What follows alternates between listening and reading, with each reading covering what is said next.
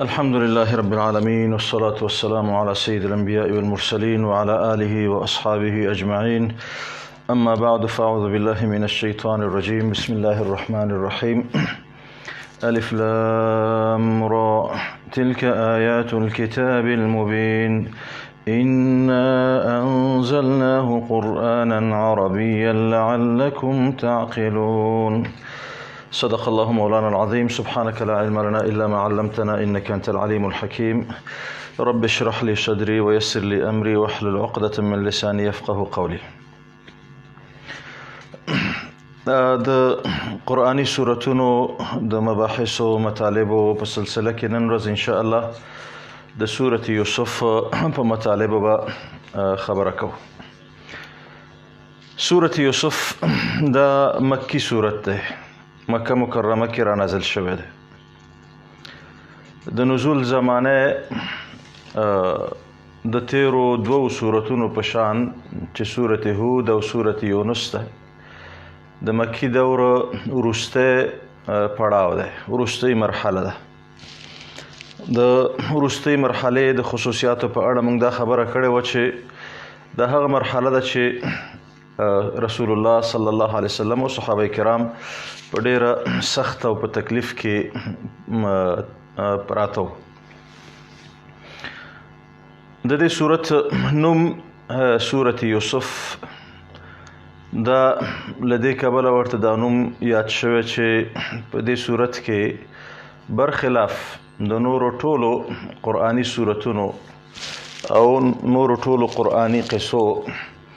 د یوسف علیه السلام د ژوند مختلف پړاوونه، مختلف حالات په تفصیل سره په دې صورت کې ذکر شوی دي. او د همدې څلورم آیتنا چې اذ قال یوسف لأبیه یا ابت انی رأیت 11 کوكبا والشمس والقمر رأیتهم لی ساجدین، د دې آیتنا شروع دا قصه تقریبا تر آخر د صورتو پورې دا د یوسف علیه السلام د ژوند مختلف حالات پکې بیان شوي دي. نو دې وجې نه ورته سورة یوسف وایي. د دې صورت ربط هم د مخکینی صورت سره واضحه ده، ځکه چې دواړه په یو زمانه کې را نازل شوي دي او د دواړو صورتونو محتوا، مضامین، مطالب سره یو شی دي او په لفظي لحاظ باندې هم ډیر سره نږدې دي، ځکه چې مخکې سورة هود هغه هم په الف لام را سره شروع شوی او دلته هم دا صورت په الف لام را سره شروع شوی ده. الته هم د قرآن عظیم الشان په اړه باندې خبره شوه چې کتاب احکمت آیاته ثم فصلت من لدن حکیم خبیر، او دلته ویل شوي چې تلک آیات الکتاب المبین. الته هم د کتاب یادونه و، دلته هم د کتاب یادونه ده. الته هم د کتاب ځینې اوصاف ذکر شوي چې آیاتونه محکم دي او د هغه ذات له پلوه چې حکیم او خبیر ذات دی په تفصیل سره نازل شوی دی. او دلته هم صفات بیان شوي دي چې دا کتاب مبین کتاب دی او په عربي ژبه باندې الله جل جلاله دا را نازل کړی دی. الته هم دا ښودل شوی چې د حکیم او خبیر ذات له پلوه چې الله دی را نازل شوی، او دلته هم الله اعلان کړی چې انا انزلناه، مونږ نازل کړی دا کتاب. او بل تړاو دا ده چې په مخکینی صورت کې سورة هود کې د انبیاء علیهم السلام قصې نسبتا په تفصیل باندې ذکر شوی د مختلفو انبیاءو. دلته هم په هغه سلسله کې د یو پیغمبر او د یو نبی چې یوسف علیه السلام دی د هغه د ژوند قصه هغه په تفصیل سره ذکر شوی ده. بهرحال دای هغه د تړاو او د رابطې خبره. د صورت موضوع او محتوا او پیغام هغه هم ډیر واضحه ده. د صورت موضوع دلته هم لکه څنګه چې د مکی صورتونو موضوع ده، هماغه بنیادی قضیه چې د عقایدو باندې ترکیز دی او ورسره په اخلاقیاتو باندې ترکیز دی. په سورة یوسف کې هم همدغه د عقایدو د اخلاقیاتو ترکیز شوی دی. البته هغه څه چې د دې صورت یو ځانګړتیا حسابېږي هغه مخکې مو ورته اشاره وکړه چې دا ده چې یوازینی صورت دی چې د یو پیغمبر قصه په بشپړه توګه باندې او د هغه د ژوند ټول اړخونه په یو ځای او په یو تسلسل ذکر کړي دي. البته په قرآن کې صرف د یوسف علیه السلام نوم یو ځای بل ذکر شوی د نور قصه د یوسف علیه السلام په هیڅ ځای کې په قرآن کې نه ده ذکر، همدا یو ځای کې ذکر ده. د دې صورت خپل پیغامونه هم شته د هماغه مرحلې او د هماغه پړاو په لحاظ چې د قرآن د صورت پکې نازل شوی دی او د دې صورت خپلې برخې هم دي. د صورت برخې مونږ کېدای شي د یوسف علیه السلام د ژوند د بیلابیلو پړاوونو په حساب باندې تقسیم کو، بیلابیلو پړاوونو په حساب چې دې صورت کې دغه یادونه شوې ده. د یوسف علیه السلام قصه په لنډ ډول باندې مختصر ډول باندې دا وه چې یوسف علیه السلام د یعقوب علیه السلام په کور کې پیدا شو. دوی 12 ورونه وو، د ده یو سکنی ورور چې بنیامین هغه د ده په مور کې ورسره شریک و، پاتې نور ورونه هغه د 3 نورو میاندو نه د حضرت یعقوب علیه السلام هغه د دوی نه مشرانو. یوسف علیه السلام د وړوکوالي نه یو طرف ته ښکلا درلودله، حسن او جمال درلوده، او بل طرف ته په اخلاقي لحاظ په خپلو ورونو باندې برتري درلوده او عقلي رجاحت او عقلي په اصطلاح هغه پوخوالی د ده په کم عمر کې هغه د دې باعث شو چې یعقوب علیه السلام د ده سره مینه زیاته شوه. په فطري ډول باندې هم مینه زیاته وه، او بل دا چې یعقوب علیه السلام طبعا پیغمبر و، هغه ارزښتونو ته او هغه اخلاقیاتو ته زیات اهتمام کاوه او هغه زیات ارزښت ورسره درلوده. نو طبیعي ده چې د یوسف علیه السلام د یو پیغمبر په توګه باندې چې الله پیغمبر کاوه دغه اخلاقیات د نورو سره دا دواړه نشو پرتله کېدی، نو ځکه د ده سره مینه زیاته وه. نو هغه مینه د دې باعث شو چې ورونه د ده سره حسد وکړي. یوسف 12 کلنۍ یا 14 کلنۍ کې خوب ولیده. د خوب تفصیل دلته ذکر ده چې 11 ستوري او لمر او سپوږمۍ دته سجده کوي. یعقوب علیه السلام ته پلار ته خوب تیری او پلار یې ورته وایي چې دا خوب ورونو ته مه وایه ځکه چې هغه کیدای شي تا سره حسد وکړي. لنډه دا چې د ورونو حسد داسې مرحلې ته ورسېده چې فیصله یې وکړه چې د دغه ورور نه باید مونږ ځان خلاص کړو. نو هغوی تدبیر وسنجاوه او یوسف علیه السلام هغه یو کوی ته وغورځاوه. د پلار نه د سیاحت او د لوبو په نامه باندې بوته کوی ته وغورځاوه. دې ځای باندې قافله تېرېدله د اردن د شرقي سیمې نه روانه وه د مصر طرف ته. نو دې قافلې اوبه اخیستلې. نو یوسف علیه السلام د 18 کالو تقریبا په دغه وخت کې نو هغه پړې پورې راجګ شه. نو ورونه یې سمدلاسه رامنډه کړه، ویل چې دا خو موږ نه غلام وتښتېدلی او په همدې قافله باندې خرڅ کړه په ډېر کم شي باندې. قافله هم خوشحاله شوه، ځان سره یووړ مصر ته، او مصر کې لنډه دا چې بازار کې خرڅ شه او د عزیز مصر دغه ته ورسېده. یوسف علیه السلام د هغه په اصطلاح غلام شه. نو دا د ژوند یو پړاو دی چې د یوسف علیه السلام او د ورونو ترمنځ چې کوم تعامل او کوم برخورد راغلی. دویم پړاو د یوسف علیه السلام هغه چې شروع کېږي د عزیز مصر په کور کې شروع کېږي. چې عزیز مصر په کور کې چون یوسف علیه السلام په اخلاقي لحاظ باندې برتري درلودله او عقلي لحاظ الله ډېره پوهه ورکړې وه. نو په کم عمر کې الله جل جلاله د داسې شو چې خلک د ده نه متاثره کېدل. نو عزیز مصر ترې متاثره شو، دا یې د خپل کور یو نوع د ټولو خدمو سرپرست او مشر وټاکه. نو الله جل جلاله هلته پرې بله ابتلا راوسته د عزیز مصر د مینتوب خبره وه چې هغه پرې مینه شوه. دسیسه جوړه کړه چې یوسف علیه السلام په اخلاقي مشکل باندې اخته کړي. خو الله جل جلاله یوسف علیه السلام ته نجات ورکړه او دغه تفصیل همدلته په دې صورت کې ذکر ده چې دروازې ټولې پرې بندې شوې. یوسف علیه السلام منډه کړه، د تېښتې اراده یې وکړه. د شا طرف نه د هغې ښځې د ده کمیس وشکاوه دروازې ته چې کله وځي ګوري چې دلته عزیز مصر مخې ته راوځي نو سمدلاسه ښځه خپله خبره بدلی او چغه کوي چې دی ستا غلام د بدعملۍ اراده کړې وه په هغه باندې تهمت لګوي. عزیز مصر چون پادشاه و هغه هم پوهېده یا دا چې بل کوم شاهد پیدا شه بنابر تفسیرینو هغه د قرائنو په بنیاد باندې پوه شو چې دا خبره د دې ښځې غلطه ده. یوسف علیه السلام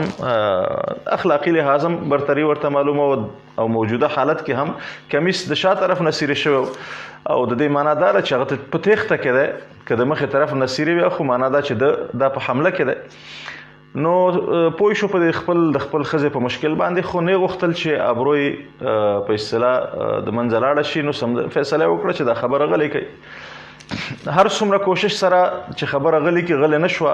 د مصر ښځې پې خبرې شوې د دربار خواوشا ښځې خبرې شوې. د عزیز مصر ښځې بیا وغوښتل چې ځان د ښځو ته سپین کړي او هغه په دې پوه کړي چې دا زما د اختیار نه وتلې خبره وه. نو ښځې ټولې راوغوښتې هغې مېلمنې کړې هغوی ته مېلمستیا وکړه او یوسف علیه السلام ته وویله چې راشه ته راشه د مجلس ته را داخل شه. هغوی سره چړې وې. نو چې کله یوسف علیه السلام راغی د هغې د حسن نه دا ټول متاثره شوې نو هغوی لاسونه پرې کړل لاسونه یې زخمي کړل. نو ښځو دا عزیز مصر ښځه معذوره وګڼله ځکه چې داسې ښکلا او جمال کې خو مشکله ده چې څوک ځان کنټرول کړی شي. نو په دې صورت کې په دې وخت کې د عزیز مصر ښځې یو ځل بیا یوسف علیه السلام مخاطب که ورته وویله چې که چیرې زما آرزو به راورده نه کړي نو زه به تا په زندان کې واچوم. یوسف علیه السلام بیا هم خپل هغه پاکلمني وساتله او خپل هغه عفت وساته. لنډه دا چې فیصله وشوه چې یوسف علیه السلام زندان ته لاړ شي. نو دا د یوسف علیه السلام د ژوند هغه دویم پړاو چې د ښځو د یو مکر او دسیسې په نتیجه کې هغه زندان ته لاړ. په زندان کې یوسف علیه السلام د خپل ژوند دریم پړاو هغه شروع کوي چې په هغه ځای کې هغه د یو صابر انسان په توګه باندې هلته اوسیږي. د زندان خواوشا خلک چې کوم دي هغه د اخلاقو نه متاثره دي او یوسف علیه السلام هم هلته خپل هغه دعوتي احساس چې کوم ورسره د هغې په بنیاد باندې په زندانیانو کې خپل دعوتي دعوت چلی. یو زمانه کې داسې کېږي چې ډېره موده پس چې یو دوه کسان چې هغه د پادشاه ډېر نږدې خلک دي یو یې ساقي دی او بل اشپز دی نو هغوی خوب ګوري. ساقي دا خوب ګوري چې زه بادشاه ته اوس هم زه شراب زبېښم په پیاله کې او بل چې د اشپز یا ډوډۍ پخوونکی هغه وایي چې زما په سر ډوډۍ ده مارغان راځي زما د سر نه ډوډۍ خوري. دوی دواړه فیصله کوي چې یوسف علیه السلام دا نیک سړی دی او موږ دا خوب دته وایو دا به تعبیر کړی شي. یوسف علیه السلام ته خوب وایي نو مخکې له دې چې یوسف علیه السلام هغوی ته خوب تعبیر کړي نو د فرصت نه په استفادې سره هغوی ته دعوت ورکوي او هغوی د خپل هغه شرکي عقیدې نه د توحید عقیدې ته رابلي. بیا وروسته ورته تعبیر کوي چې یو به ازادیږي او بیرته به د دغه خدمت ته ځي د بادشاه او بل به د اعدام فیصله شوې ده او نوره خبره ختمه ده. خو هغه کوم کس چې ازادیږي هغه ته وایي چې هلکه ته بادشاه ته لاړې نو بیا زما ور یاد کړه چې زما دوسیه زه پروت یم دلته او زما هېڅ سرنوشت معلومه نه دی. نو هغه سړی زنداني وځي دغه ته بیرته د بادشاه خادم ګرځي. نو دا بل پړاو دی چې په زندان کې د یوسف علیه السلام قضیه د الله فیصله داسې وي چې زنداني چې وځي د هغه نه خبره هېرېږي. ډېره موده پس کلونه پس بیا نو د عزیز مصر یا بادشاه د مصر یو خوب ګوري. عجیبه شانته خوب وي چې دوه برخې لري. یوه برخه کې دا ده چې دغه دي غویان دي په اصطلاح یو طرف ته خوار او ډنګر او بل طرف ته ښه چاق او سرب. دا خوار او ډنګر غویان راپورته شي او دا چاق او فرب د ښه سرب دغه چې دي غویان دا وخوري او بل طرف ته یو وږي دي وږي چې دي هغه ډېر خطر او تازه او ډېر حاصلدار او دا نور چې دي دا بالکل وچ کلک دي او دا وچ وږي راپورته شي دا دغه وخوري. نو بادشاه حیران شي خپل خواوشا ساحران کاهنان ټول راوبلي چې زما دغسې خوب لیدلی دی تعبیر راته وکړئ. هغوی ورته وایي چې دا ګډې وډې دي تا ګډ وډ خوب لیدلی. بیا دې وخت کې هماغه درباري ته خبره ور یاد شي چې د خوب ښه تعبیر خو کولی شي هغه یوسف علیه السلام کولی شي چې زموږ د خوب تعبیر یې کړی او هغه نیک او صالح انسان دی. د باچا نه اجازه غواړي چې مونږ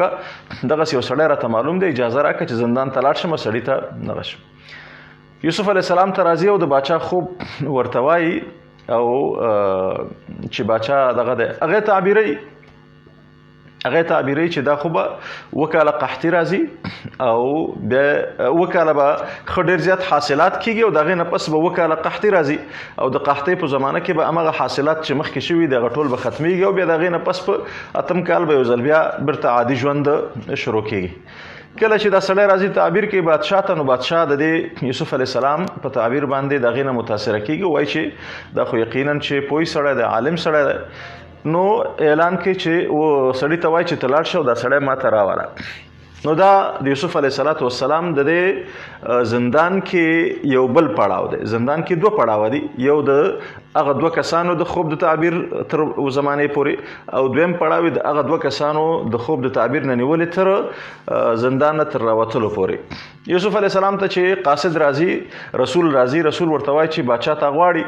نو یوسف علیه السلام نه غواړي چې هغه دغه تهمت په حالت کې بیرته وځي. نو ورته وایي چې زما دوسیه څو پورې د محکمې نه وتې نه او زما د براعت اعلان په ټوله دغه کې نه شوی، مصر کې نه شوی، هغې پورې نه وځم. هماغه ده چې یوسف بادشاه ته چې بیرته خبر راځي، بادشاه نو ښځې هلته پوهېږي چې دا مسله خو اوس واضحه شوه، څرګنده شوه او بادشاه مخکې د مخکې نه څه نه څه په قضیه خو پوه. نو ښځې مې اعلان کوي چې دا سړی بری دی، زمونږ اشتباه وه، زمونږ دغه وه. بادشاه مې اعلان کوي چې دغې څه ګناه نه وه، دغسې یو قضیه بالکل واضح او څرګندېږي. هغې نه پس بیا یوسف علیه السلام راوځي. چې راوځي نو دې ځای نه د یوسف علیه السلام د ژوند یو بل پړاو شروع کېږي. پادشاه ورته یا د خزانو هغه واک سپاري یا ټول حکومت ورته سپاري. نو یوسف علیه السلام د خپل تدبیر په بنیاد باندې چې تقریبا په دې وخت کې عمر د زیات دی، د خپل تدبیر په بنیاد باندې دا 10 کاله تقریبا دې وخت کې عمر دا په دې باندې قادر کېږي چې هغه ازما یا هغه ستونزه چې په مصر کې راځي چې اول وکاله چې کوم فصلونه دي هغه په ځانګړې توګه باندې ذخیره کوي په هغه وږو کې او بیا وروسته دویم ځل باندې چې کله قحطي راځي نو بیا په ډېر ترتیب سره په یو قوي اداري سیستم سره هغه د مصر په خلکو باندې ویشي. د دې په نتیجه کې قضیه داسې راځي چې د فلسطین چې د مصر خواته ځمکه ده هلته هم دا قحطي راځي. نو فلسطین په ځمکه کې په خلکو باندې چې قحطي راځي خبرېږي چې مصر کې غله زیاته ده، نو د فلسطین خلک راځي او د مصر نه غله اخلي. نو هلته هم د یوسف علیه السلام د تدبیر په بنیاد باندې فیصله دا ده چې یو شخص ته چې څوک راځي یو کورنۍ ته هغې ته به د یو انډي نه زیاته څه نه ورکوي تر څو پورې چې د دې نه څوک غلطه استفاده ونه کړي. نو د یعقوب علیه السلام اولاد هم همدغسې ولږه او قحطي راځي، د خپل پلار نه اجازه اخلي چې مونږ ځو مصر ته او په مصر کې دغه بادشاه راغلی دی او دې بادشاه څه غله شته او مونږ به غلطې راوړو. دوی چې کله مصر ته راځي نو دوی خو خبر نه دي د یوسف علیه السلام د قضیې نه، خو یوسف علیه السلام خو ټوله قضیه ورته معلومه ده چې زه د کوم ځای نه راغلی یم، څنګه راغلی یم، زما پلار او ورونه چېرته دي، په دې مسایلو باندې پوه دی. نو چې کله دا ورونه راځي نو یوسف علیه السلام دوی پیژني، ځکه چې خو مشران دي، خو دوی یوسف علیه السلام نه پیژني. نو چې نه پیژني یوسف علیه السلام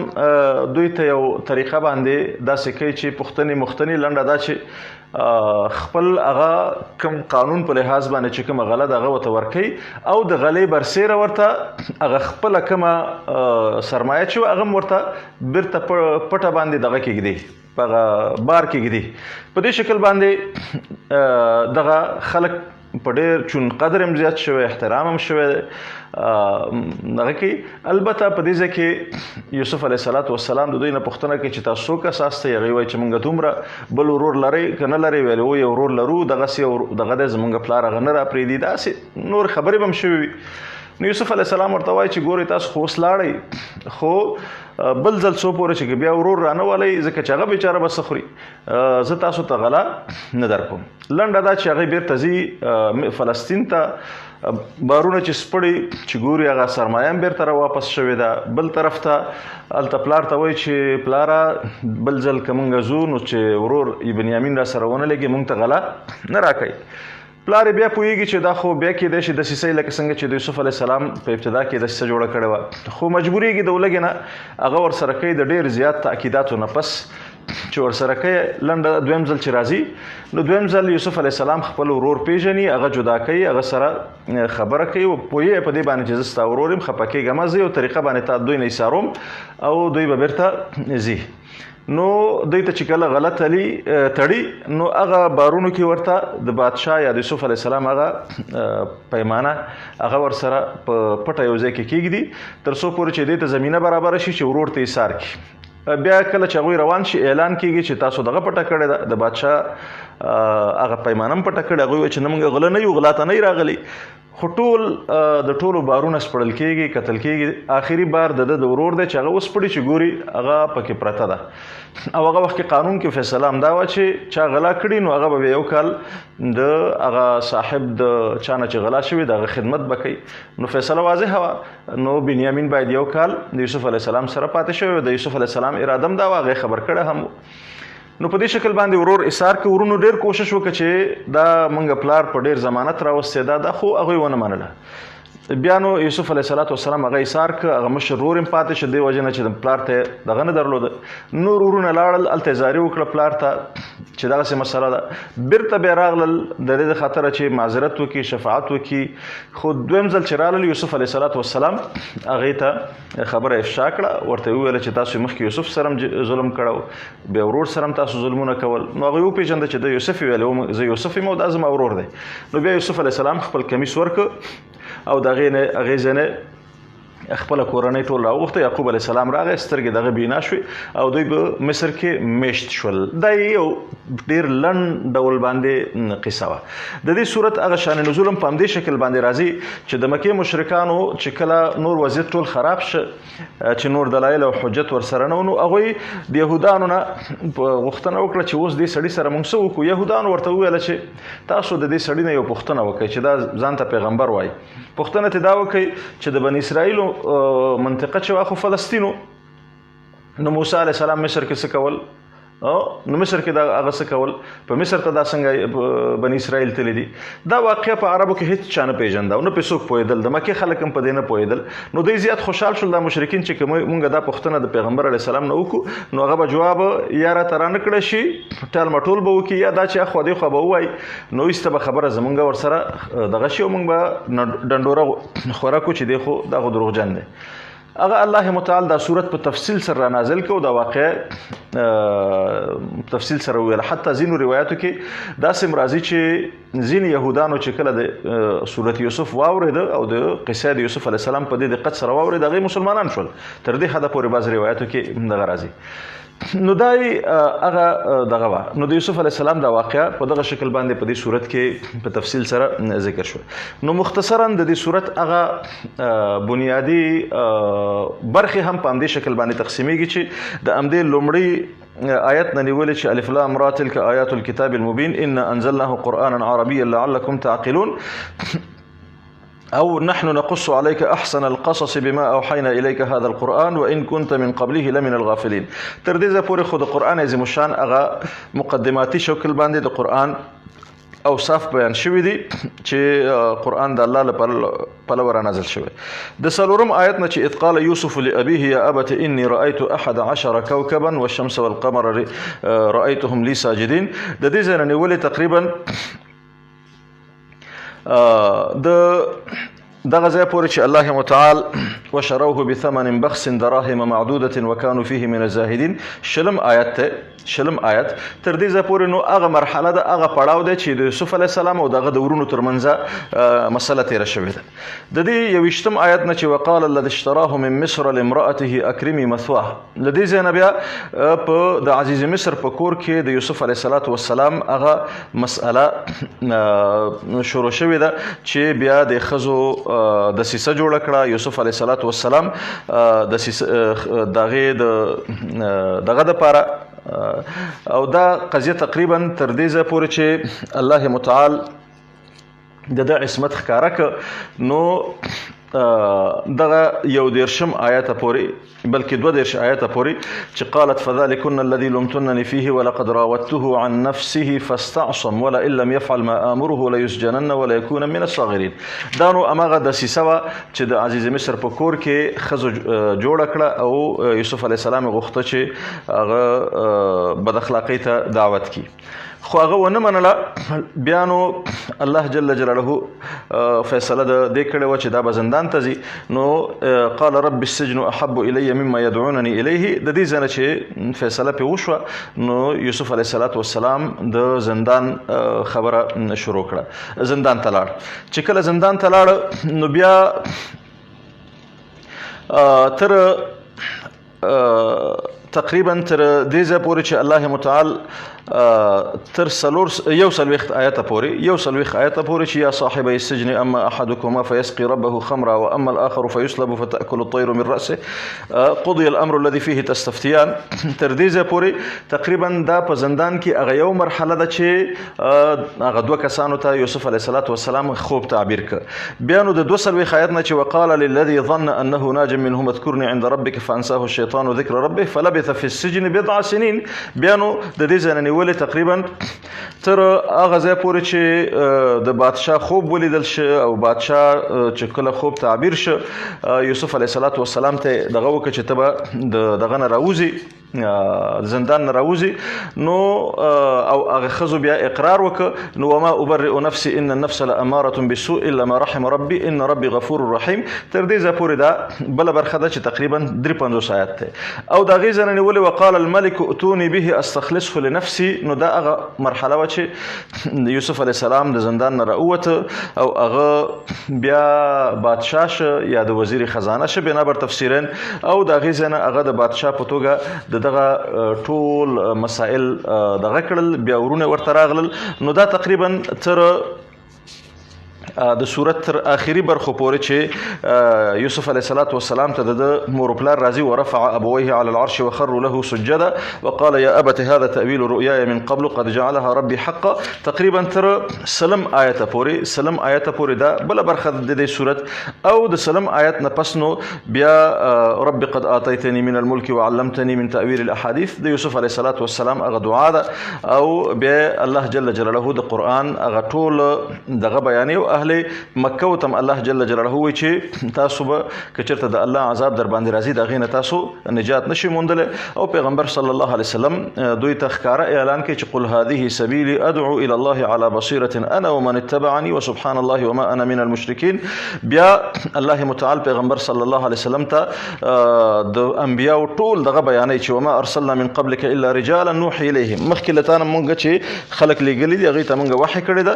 نو هغه سره هم قومونو مختلف تعامل کړی دی، خو چا چې تکذیب کړی الله جل جلاله هلاک کړی دي. خو دا تکذیب د سمدلاسه دغه نه دی بلکې کله داسې حد ته هم رسېدلی ده چې رسولو انبیاو هغه مایوسه شوي دي. وظنوا انهم قد کذبوا. او دا فکر یې کړی چې دا به تر څو پورې دا مسله روانوي. نو هغه وخت کې بیا جاءهم نصرنا فنجي من نشاء. زمونږ کومک راغلی بیا مونږ خلکو ته نجات ورکړی. او آخر کې الله جل جلاله د سورت یوسف په آخر کې د دې قصې هغه ټول دغه بیانوي چې لقد كان في قصصهم عبرة لأولي الألباب. په دې قصو کې عبرت ته د خاوندانو د عقل لپاره. دا دروغ نه دي چې تړل شوي وي د چا د خوا، ولكن تصديق الذي بين يديه وتفصيل كل شيء وهدى ورحمة لقوم يؤمنون. نو دا د هغه قصې ټول تفصیل بیانوي. دا خو د قصې په اساس باندې د دې صورت ویش او دغه د دې صورت اصلي بنیادی خبره هغه پیغامونه دي چې مونږ او تاسو ته لري. د صورت یوسف یو بنیادی پیغام خو هغه مشرکینو د مکې ته پیغامو. هغه په داسې شکل چې مشرکینو د مکې ته دا وښوده چې یوسف علیه السلام سره لکه څنګه چې ورونو ظلم کړو او هغه حتی کوی ته وغورځاوه، تاسو هم د خپل دغه ورور سره چې رسول الله صلی الله علیه وسلم دی دقسې ظلم روان کړی دی. دغسې ظلم هم روان کړی او دا ستاسو هغه ظلم او تیری دی. ځکه چې یوسف علیه السلام په خپلو ورونو باندې اخلاقي برتري درلودله نو هغه سبب د حسد وګرځېده. او رسول الله صلی الله علیه وسلم هم په تاسو باندې اخلاقي او دینی برتري لري نو تاسو ورسره حسد کوئ. یو خبره خو د مکې مشرکانو ته دا وه. دویمه خبره پکې دویم پیغام پکې مکې مشرکانو ته دا دی چې تاسو دا ګمان مه کوئ چې دغه ظاهري کوم مسایل چې تاسو دسیسې جوړوئ پلانونه جوړوئ دا ټول به هغه نتیجه ورکړي چې تاسو یې غواړئ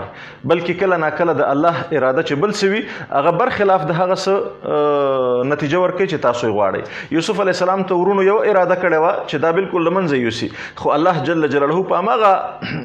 کوی کې د غورځولو نه یوسف علیه السلام ته د باچایي زمینه برابره کړه هغه بادشاه شو نو دا یې دویم دغه ورکه مکې مشرکانو ته چې پیغمبر صلی الله علیه وسلم که تاسو هر څومره دسیسې وکړئ او د هغې دپاره پلانونه جوړ کړئ الله جل جلاله چې کومه اراده لري هغه به داسې کېږي چې هغه به پاچا ګرځي هغه به مشر ګرځي او هغه به دغه کېږي درېیمه خبره چې په دې ځای کې پرته ده هغه دا ده چې د یوسف علیه السلام ورونه په نهایت کې بیرته امق یوسف ته محتاج علیه الصلاة والسلام هماغه ته په اصطلاح سوال او زاری وکړه او هماغه ته خپل هغه د اشتباه خبره اعلان کړه چې ګویا مونږ غلط شوي او مونږ اشتباه کړې وه او مونږ سره به ته دغه نه کوې کله چې دوی دغه وپېژانده قالوا انک لانت یوسف قال انا یوسف وهذا اخي قد من الله علينا انه من يتقي ويصبر فان الله لا يضيع اجر المحسنين یوسف علیه السلام ورته وویل چې تقوا او صبر چا کوي الله د هغوی اجر نه ضایع کوي قالوا تالله لقد آثرك الله علينا وان كنا لخاطئين مونږه رښتیا حقیقت دا ده چې مونږه خطا کړې وه الله تا ته برتري مخکې هم در کړې وه طفولیت کې او اوس هم ته زموږ نه اوچتې عین شکل باندې د مکې مشرکانو ته هم دا درس او دا کار واقع هم شو د مکې د فتح په ورځ باندې رسول الله صلی الله علیه وسلم دوی نه پوښتنه وکړه چې ښه اوس تاسو سره به زه څه وکړم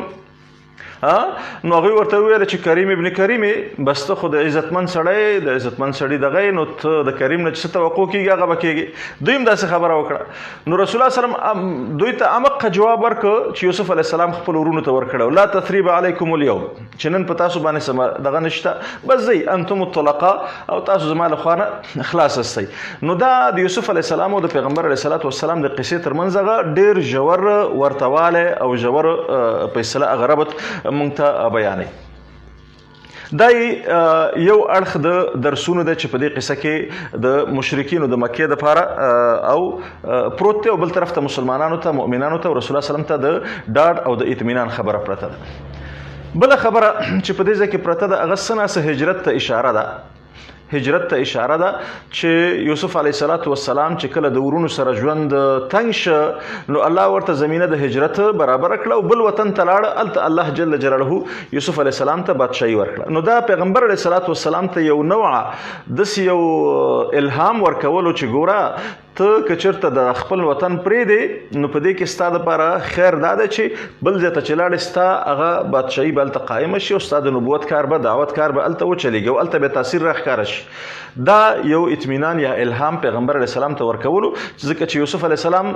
د فلسطین نه ووته نو الله هلته په بله خاوره کې ورته هغه زمینه د دعوت برابره کړه دا بل پیغام په دې ځای کې پروت بله خبره چې هغه په دې صورت کې پرته ده هغه د خپله د یوسف علیه الصلاة والسلام په اړه باندې د ژوند په مختلفو مراحلو کې قضیه ده اوله خبره خو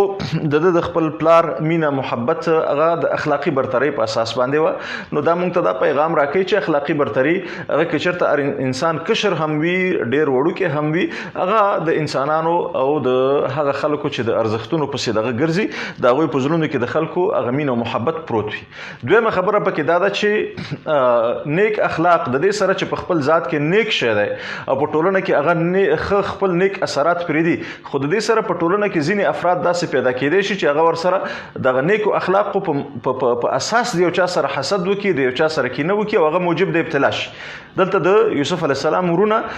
نو هغه د یوسف علیه السلام د ښو اخلاقو په نتیجه کې ورسره حسد کاوه نو که یو سړی په یو ټولنه کې ښه کار کوي ښه عمل کوي نو هېڅکله د دا توقع نه کوي چې دا ټول خلک د زما قدر او عزت وکړي ډېر کرته به د حسد او د کینې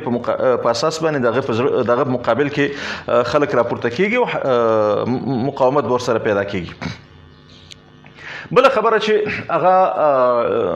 په دې ځای کې مونږ ته د یوسف علیه السلام په دغه کې پرته ده هغه دا ده چې یوسف علیه السلام الله جل جلاله په ډېره یو غټ ابتلا کې واچو غټ امتحان کې او په داسې وخت کې چې د یوسف علیه السلام ځواني وه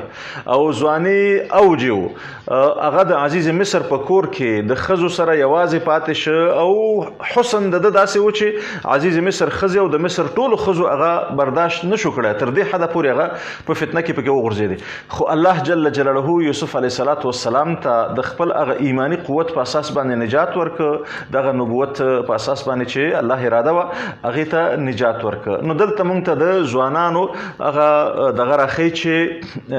عفت پاکلمني دا څومره یو دغه شی دی او دا درس موږ ته راکوي چې که چیرې یو په ټولنه کې یو انسان د خپل پاکۍ د خپل عفت په نتیجه کې په ابتلاءاتو کې وغورځېږي نتیجتاً به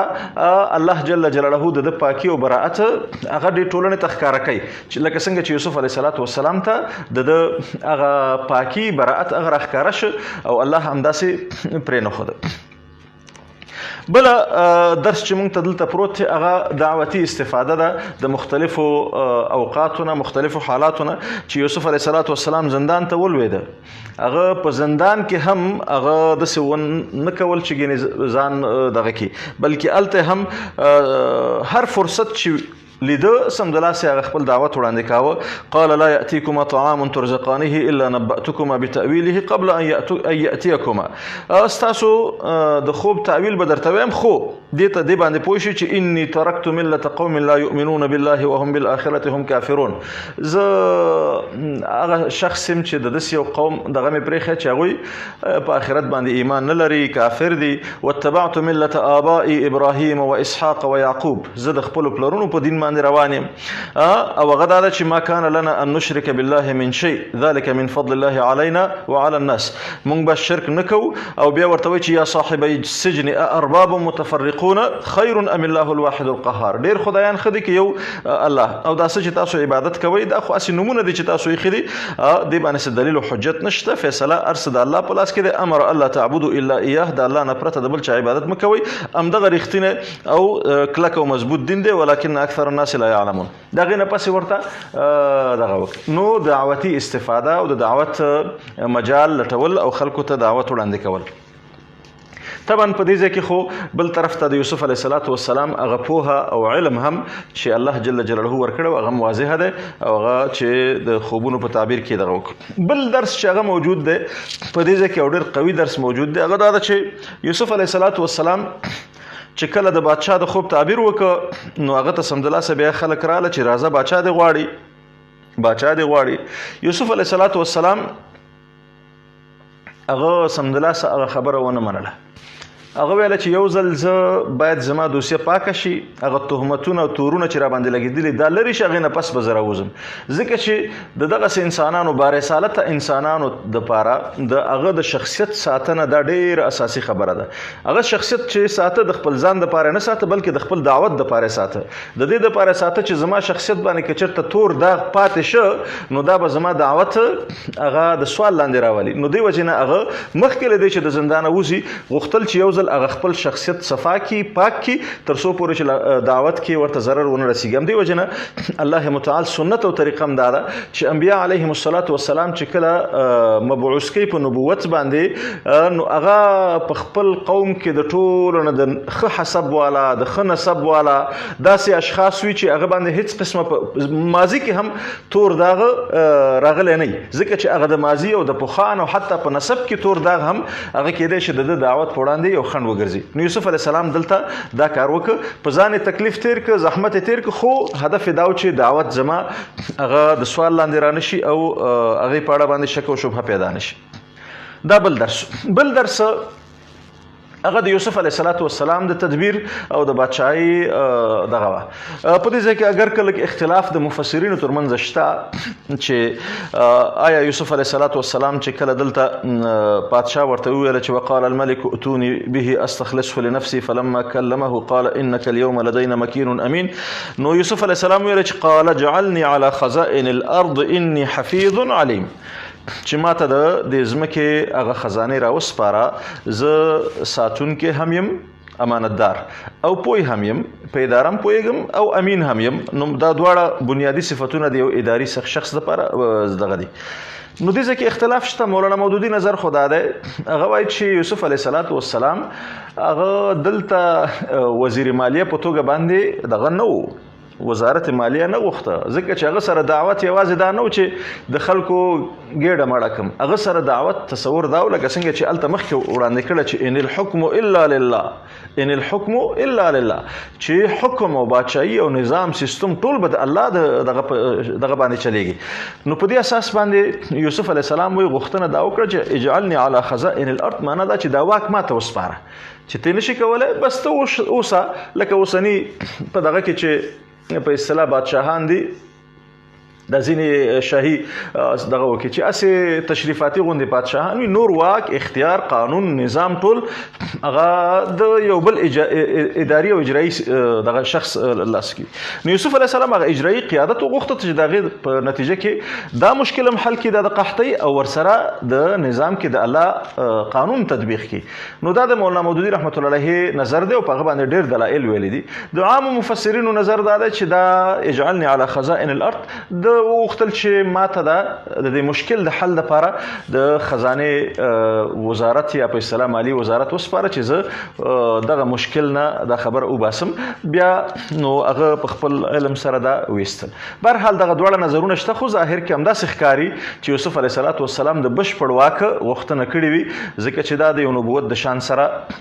مناسبه ده. او دې ځای کې هغه فقهي مسله دغه کېږي چې یوسف علیه السلام آیا د کافر حکومت کې کار کړی که نه دی کړی، دا مسله هم دې ځای کې مطرح کېږي. خو بهرحال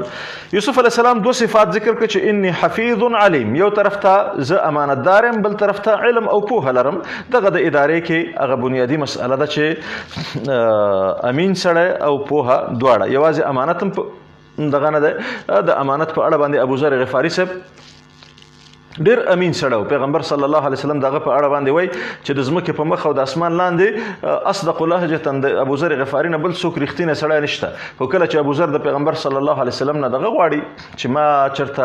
وظیفه راته راکړه، رسول الله صلی الله علیه وسلم ورته وایي چې انک ضعیف، ته ضعیف یې. هغه په ایمان کې ضعیفه نه و، هغه په امانت کې ضعیفه نه و، خو ضعیف هغه په اداره کې ضعیفه و، ځکه چې هغه خپل تصور و خپل فکر و او د هغه تصور سره اداره نه شوه کېدی. رسول الله صلی الله علیه وسلم ته معلومه وه، نو په دې اساس هغه ته اداره ونه سپارله. نو په اداره کې دا دواړه مسلې دي چې یو طرف ته به هغه اداري پوهه د هغه تخصص په بنیاد باندې چې کوم ځای کې دا مسؤلیت ورته سپارل کېږي هغه اداري پوهه ولري، او بل طرف ته د هغې تر څنګ امانت هم ولري. متاسفانه زموږ په وطن کې دغه دوه مشکله دي. یو طرف ته کله اداري پوهه موجوده امانت موجود نه نو د فساد